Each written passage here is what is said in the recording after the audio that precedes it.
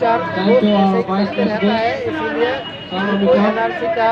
द्वारा मतलब त्रिपुरा में जल्द से जल्द एनआरसी इम्प्लीमेंट किया जाए और उसके विटेक विलेज एंड डिपुट करके हमारा त्रिपुरा को जैसे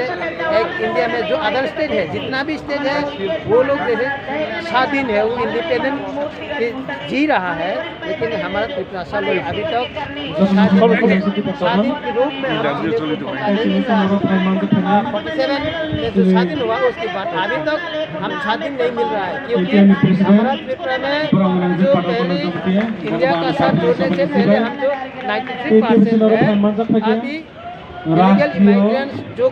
अवैध तरीके से जो घुसपैठिया आ रहा है रूस के, इसीलिए हम अभी मेजोरिटी से माइनॉरिटी हो गया है। इसीलिए अभी हम जीने के लिए हमारा एग्जिस्टेंस के लिए एक ही रास्ता है, वो अगर त्रिपुरा में जल्द से जल्द एनआरसी इम्प्लीमेंट किया जाए और जो इलीगल कौन करके उसको पहचान करके